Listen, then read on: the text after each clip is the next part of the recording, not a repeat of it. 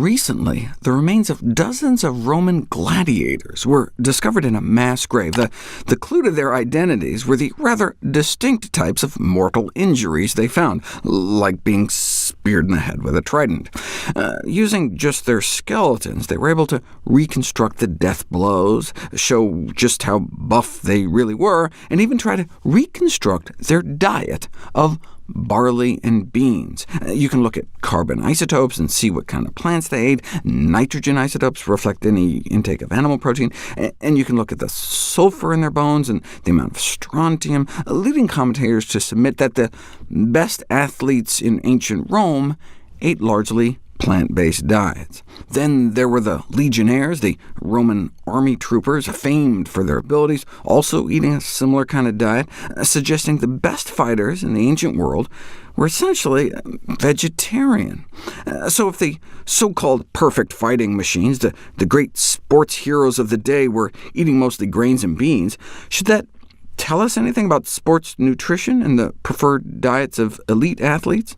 Well, most of the Greeks and Romans were basically vegetarian and centering their diets around grains, fruit, vegetables, and beans, so maybe the gladiators' diets weren't that remarkable. Plato, for example, pushed plants, preferring plant foods for their health and efficiency. So yes, the Roman gladiators were known as the barley men, but is that because barley gives you strength and stamina, or was that just the basic food that people ate at the time, not necessarily for performance, but because it was just so cheap?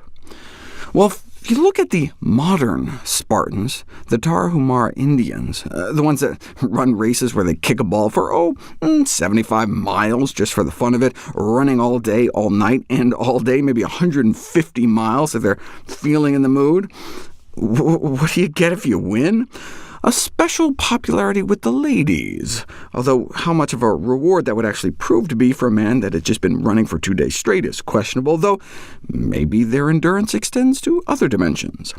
Probably not since the days of the ancient Spartans has a people achieved such a high state of extreme physical conditioning. And what did they eat? The same kind of 75 to 80% starch diet based on beans, corns, and squash. And they had the cholesterol levels to prove it. Total cholesterol levels down at essentially a heart attack-proof 136. And it's not just some special genetics they have. You feed them enough egg yolks, and their cholesterol creeps right up. Modern-day Olympian runners eat the same stuff. What are they eating over there in Kenya? A 99% vegetarian diet centered mostly around various starches. But as in all these cases, is their remarkable physical prowess because of their diets, or in spite of their diets, or have nothing to do with their diets? You don't know until you put it to the test. In spite of well-documented health benefits of more plant-based diets, less is known regarding the effects of these diets on athletic performance.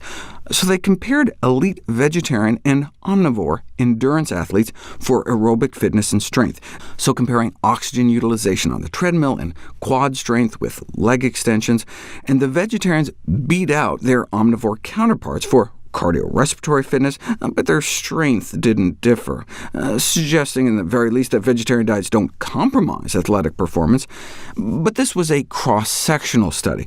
Maybe the veg athletes were just fitter because they trained harder. Like in the National Runners Health Study, looking at thousands of runners, vegetarian runners were recorded running significantly more on a weekly basis. So maybe that explains their superior fitness, though maybe their superior fitness explains their greater distances. Other cross-sectional studies have found no differences in physical fitness between vegetarian and non-vegetarian athletes, or even worse performance, as in this study of vegetarian athletes in India. Of course, there could be socioeconomic or other confounding factors. That's why we need interventional studies to put different diets to the test and then compare physical performance, which we'll explore next.